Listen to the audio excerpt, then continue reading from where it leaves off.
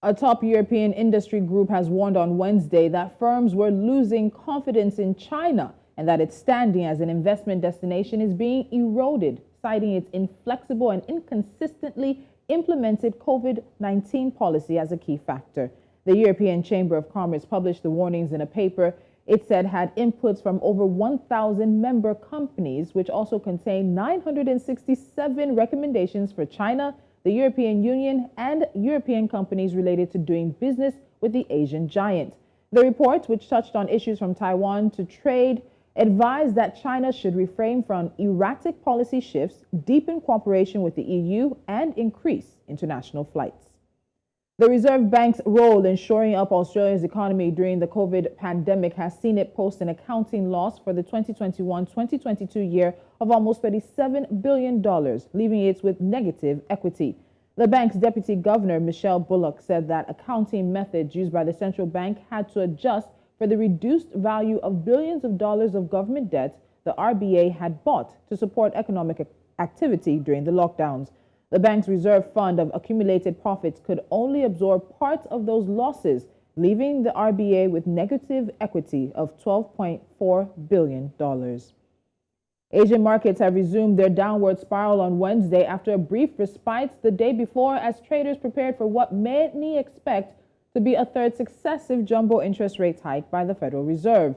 Equities around the world have been rattled by fears of a recession in major economies as central banks ramp up borrowing costs to combat the highest inflation in decades, which has been compounded by the Ukraine war and supply chain snarls. All eyes are now on Washington, where the Federal Reserve is due to conclude its latest policy meeting and make an announcement today.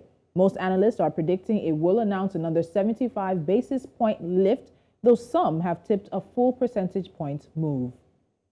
A former member of Threadneedle Street's Monetary Policy Committee, David Blanchfire, says members of the Bank of England's interest rate setting body should be appointed by the devolved administrations and by English MPs in order to counter groupthink, in which individual members of small groups accept a parochial viewpoint. Blanchflower accused the committee of being dominated by people with little knowledge of the real world, and greater diversity of thought was needed to ensure the interests of ordinary people were reflected. The bank has recently been under fire from left and right after raising interest rates at the last 6 MPC meetings from 0.1% to 1.75% in response to rising inflation, which stands at 9.9%.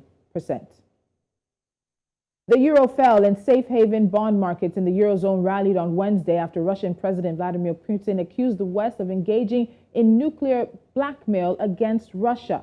The euro fell to as low as $0.99 and was last down 0.7% on the day.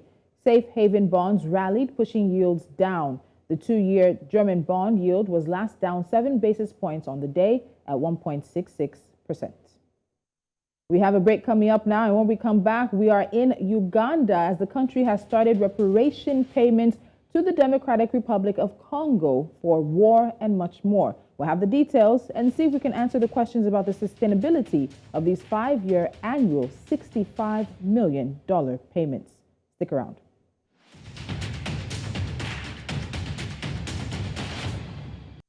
Women represent an estimated 8 to 17% of the global mining workforce. In addition to low labor force participation, the drop-off from entry level to executives for females in mining is among the most dramatic across all industries. Women are underrepresented at all levels within mining companies.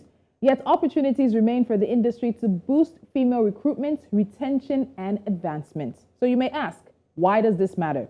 Beyond the fundamental values of equality and equity, study after study has demonstrated the benefits of diversity on financial and operating performance. Diverse teams are reported to be more productive and to have safer practices, and diversity promotes creativity and strategic resilience. And mining companies will need both if they are to successfully meet the broadening challenges facing the industry today. And to talk about this today for Women in Business, we have Raksha Naidu. She's the managing director of the AMIS Group, a global leader in mining support services, and she's also the deputy chair of Women in Mining South Africa. Raksha, welcome to Business Edge. Thank you so much for joining me. Thank you so much for having us. I'm very proud to be here today to talk on behalf of WIMSA. Fantastic. So let's start with setting sort of a narrative around this. When you see women today, we see more women participating in what are still, in a way, considered non-traditional roles for them. And the mining industry has, unfortunately, one of the worst representation or sort of diversity issues across many industries. So let me start with you. How did you find yourself in the mining industry? I fell into this industry by complete chance. I applied for a job, I took it, and I started as a development chemist, and only once I was into it did I realize I was actually in the mining and metallurgical industry. I stayed because this industry is incredibly challenging, incredibly stimulating, and we have an opportunity to actually make a difference through the work that we do in mining. So that was my journey. Lots of other people have continuously been inspired by other women in the industry, have been excited by different teachers that have stimulated us throughout our high school education. And everybody's got a beautiful, unique story in terms of how we joined, and how we ended up staying is a whole other situation. All right. So beyond that, if you still ask many people, whether in Rwanda, Kenya, South Africa, Nigeria, about them, asking them to sort of paint a picture of what a miner looks like, that picture relatively doesn't get painted as a woman, as a young woman or even an older woman. And that's also because research from people like McKinsey points to the fact that it's between 8 to 7% of the global mining workforce that's only female, and it's 13% of industry executives that are also women. So we have large mining companies across the continent, but we also have artisanal mining. So I really want to find out, what role are African women playing in the mining industry as it stands right now, to see where we can expand their participation? So I think that there's a lot of work and a lot of discussion that's going on right now by a variety of different groups in different countries and different regions to try and encourage women to join these industries, and particularly to start the discussion sort of at high school and university level to actually get them excited about STEM subjects. I think an interest in science is already a huge step forward in terms of getting people excited about this industry. We find that there's a lot of education that's lacking in terms of people understanding what the industry is like, what are the different careers that they can participate in, and how to actually overcome some of the challenges and biases that exist in the industry. I think women in mining organizations in different countries throughout the world play a huge role in achieving this as well as different governments and various stakeholders that exist within the industry. I think that there's a huge responsibility on leadership of major mining houses, junior mining houses, to start changing cultural narratives that also make it more inclusive and welcoming for women to take on different roles and responsibilities within the sector. So what challenges do you think women are facing? You've gone through from starting, as you said, probably in a way accidentally, now to being an executive, to being a leader in South Africa's mining industry, which is also one of the more developed on the continent, which therefore makes you a leader on the African mining industry as it is. So what are those challenges that you think you've been able to sail through, but unfortunately just might end up being obstacles for other women? There's a long list, unfortunately, and that's the part I think that's something that we as WIMSA and as different women organizations have to continuously work at. Some of the biggest issues that persist obviously become gender-based violence issues, sexual harassment issues, particularly for women who are going underground. I think one of the big challenges is that leaders need to create a very safe space for women to operate in and to work in, so that we can eliminate these sort of violent issues or GBV issues. Some of the bigger challenges, obviously, that continue to exist is that people still look at me and other female leaders as women. And I think that becomes a big deterrent on its own, because you're not necessarily, having an on-par discussion with people. People continues to judge you on the fact that you're a woman having this conversation, or you're a female leader, as opposed to just a leader in this industry. And I think that up until those narratives don't change, it makes the process a lot harder and a lot more challenging to overcome. People continuously question competency. You've got to work 10 times harder than male colleagues, to continuously prove yourself and your worth in this space. To sit around a boardroom table, you become one of very few females that sit around that table. So there's a lot more work that you need to put into it in order to achieve it.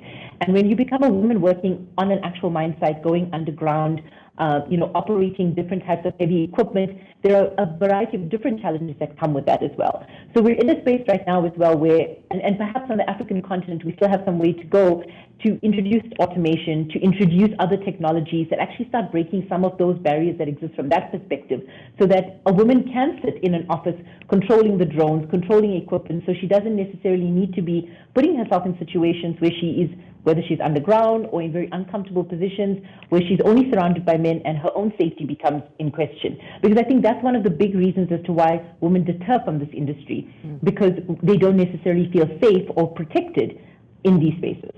Okay, so let's talk about some of the surveys of women in mining, what they found. So they list a number of issues that must be addressed if gender diversity in the industry is also to be improved. And some of them are these. You've mentioned some, but they also include men are paid more for doing the same work as women. The industry culture is like a men's club, non-inclusive. And then there's also stagnation because many women find themselves not being considered for the promotions they deserve. So if the industry is to bring gender diversity on board, is to find itself reaping the benefits of gender diversity, which we'll get into next, how does the mining industry tackle the issue of gender diversity?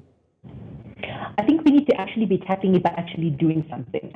We actually have to physically do it. We cannot be doing these things or having these conversations just to tick boxes. We cannot be doing this because we're trying to fit a quota system because we need X number of women leaders or X number of women at this stage of the organization. No, we need to actually doing it because we want to make an actual impact and make a difference. I think that it's the responsibility of leaders to start changing those narratives. It's the responsibility of leaders that are actually, employing women for the right reason because they're the best person for the job, not because they're supposed to be there for whatever reason.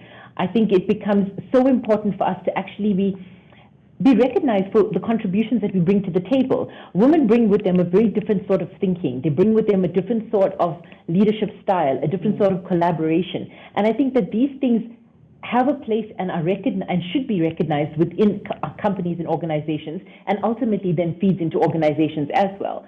I think gender diversity exists or biases exist because people create them. Without a shadow of a doubt, they just do. The pay issue continues to be an issue. It's something that we all continuously fight. And up until people don't start making those changes, nothing's ever going to change. I mean, I don't see why I should have to stand in front of my board of directors and have to continuously prove my competence and then justify why I should be paid the same as my male colleagues. It should be my work that speaks for itself. It should be what I achieve in my business that should speak for itself. And again, I think leadership has a huge role to play in that, in starting to challenge those things. In South Africa, we're very fortunate that the Minerals Council plays a beautiful role in terms of implementing different strategies and getting mining houses together to try and collaborate and work towards making positive changes in this industry. So I think there's various stakeholders that play a role in that. And us as individuals, we all play a big role in changing narratives. In my team particularly, I've got men and women, and the discussion starts at junior levels because it's about changing the narratives in the minds of young men who ultimately will become leaders in this industry so that bias and those gender stereotypes get cancelled and eliminated at the beginning.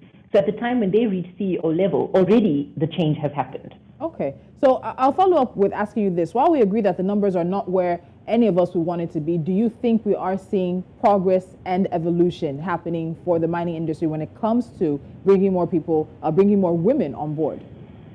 Absolutely. I think that the change is definitely happening. It's probably not happening at the pace that all of us would like it to happen, but I think we're definitely taking positive steps forward every single day. I mean, I think in an ideal world, we won't be having conversations about women in mining, but rather we'll be talking about people in the mining industry. I think that, we continuously need to be having these conversations, these discussions, these debates. I think we need to have a lot more honest conversations about very difficult topics. And in doing so, we can start moving forward to make more positive steps in terms of making positive change in the industry. All right, so Raksha, my final question to you is this. You've touched on it a little bit, and I know I mentioned it earlier in my introduction about what the studies say about bringing more women into the mining industry. And it's not just the mining industry. Bringing more women into the C-suites across all industries has absolutely magnificent benefits. But in the long run, for mining, what do women bring on board? What do you think are the benefits that right now the industry is sort of denying itself because it's not really working as much as it should be to have more labor force participation of women and also having more women being in the executive level? I think women just bring a different type of thinking. I mean, I think we bring very empathetic leadership. We bring about a lot of collaboration. We bring about a lot of intentional development, mentorship, and growth into our leadership styles. And I think that without a doubt has a very positive impact in terms of how organizations perform and how the industry as a whole performs. So I think that by not having more females sitting in these positions, we're definitely at a disadvantage because there's almost I don't know, there is definitely a gap that's missing as a result of this type of leadership that females bring. I think that women also bring with them the ability to just multitask and juggle so many things at once. And I think that it allows them to then tackle a lot of different problems simultaneously and successfully execute on them, as well as to stimulate a workforce and a team to be a more proactive problem-solving organization, such that it eliminates a lot of problems at the ground level so that businesses can function more efficiently. So I think that there's that proactive approach that women brings. It's definitely collaboration, empathetic leadership, a lot more collaboration and consideration. I mean, I think the list is endless, right? Women are superheroes in so many different ways, and I think that it's time that people start recognizing them at C-suite level. It shouldn't be such a fight. It shouldn't be such a challenge. And I think that more and more women are sort of creating their own tables, bringing their own chairs to the table. We're shattering glass ceilings. We have to. If we don't start doing it for ourselves, no one's going to do it for us. So we need to start taking control of our own development such that we can start moving forward to actually sit around those tables and make a positive impact, not just in the industry, but in society as a whole. Definitely a true comment, and a great place to end this conversation. Raksha Naidu, thank you so much for joining me today. It's been a really interesting conversation, that is, and I think someone out there will be thinking, okay, so women in mining, it's not something I can't do. This is someone who's doing it and has risen up the ranks and the corporate ladder. I appreciate your time today. Thank you so much. Really appreciate being online. All right, thank you. And of course, while a picture continues to remain of a man most times when we talk about mining, with conversations with individuals like Raksha, we can change that conversation. We can change the narrative and the perception as well. And with more women entering into different industries, the industries themselves will benefit, economies will benefit, and we will all benefit as well. You're watching Business Edge. When we come back, we'll be wrapping things up with NC4 to watch.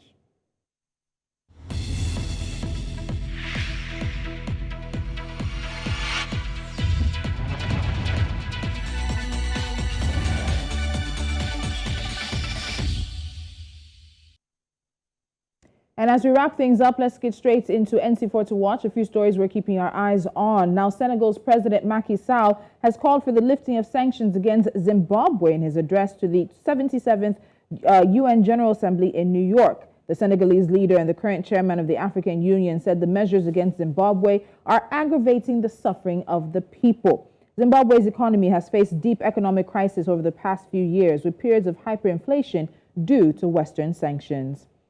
South Africa's state-owned power utility says it will continue to cut 5,000 megawatts of capacity from the national grid and may only reduce this to 4,000 megawatts by September 22nd.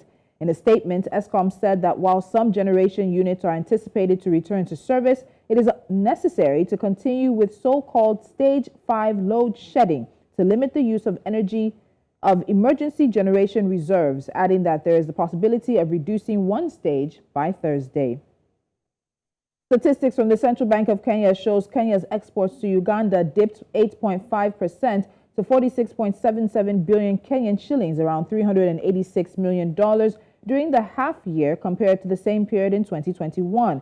This breaks a growth trend in all EAC markets, including Tanzania, Rwanda, and South Sudan. Although Uganda remains Kenya's main export market, frequent trade spats over items such as sugar, eggs, and milk have often soured trade. And finally, oil edged higher ahead of inflation-taming rate hikes from central banks that are likely to surpass demand. WTI traded above $84 a barrel after closing almost 2% lower near an 8-month low on Tuesday. The Federal Reserve is expected to raise interest rates by 75 basis points on Wednesday and put numbers on the pain it's been warning of when it publishes new economic projections. And that's the business we have for you. Don't forget to follow us on social media. We are at News Central TV. Watch us live on multiple channels and platforms. We're on DSTV channel 422, Star Times channel 274, Avo TV, and more. You can also, of course, subscribe to our YouTube channel and download our mobile app. Until next time, I'm Tolu Lokwe Adileru Balogun.